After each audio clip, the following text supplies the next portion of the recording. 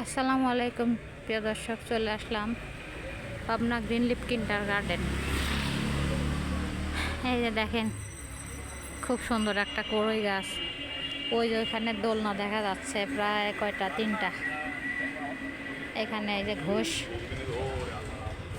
বাচ্চাদের জন্য এন্টারটেনমেন্টের মতো হালকা কিছু ব্যবস্থা করা আছে। স্থাপিত দেখলাম 1985।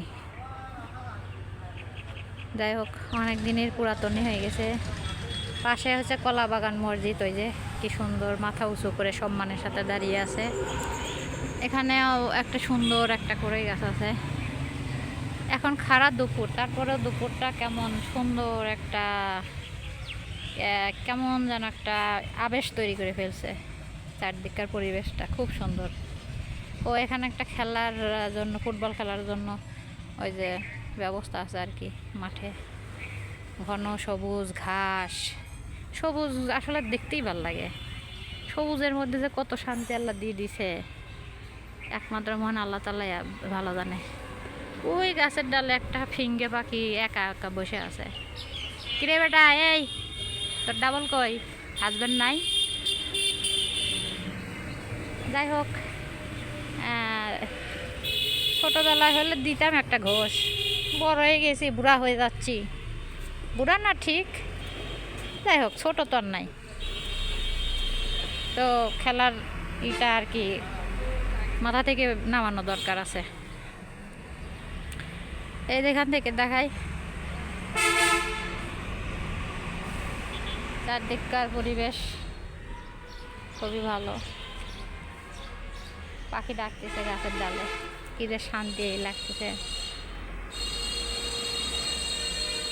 পাখির ডাক, নিরিবিলি পরিবেশ, এখানে সব মিলে একটা শান্তি শান্তি শান্তি শান্তি ভাব।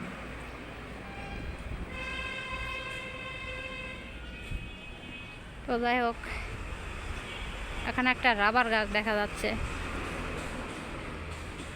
রাবার গাছের একদম মসৃণ পাতা, এক একটার এক এক পাতা, কারো কোনো পাতার সাথে কোনো পাতার মিল নাই। আল্লাহর এক অপরূপ সৃষ্টি, এক একটা গাছের এক এক কাজ। ঠিক আছে, বের হয়ে যাই। বের হয়ে আসলাম ওখান থেকে, লাইব্রেরি বাজারে আসতেছি।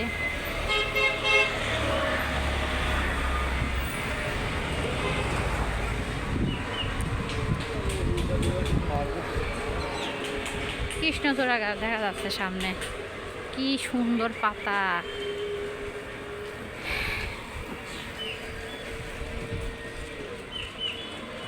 এখান দিয়েও সুন্দর একটা দেবদারু গাছ, গাছের নিচে বসার ব্যবস্থা আছে।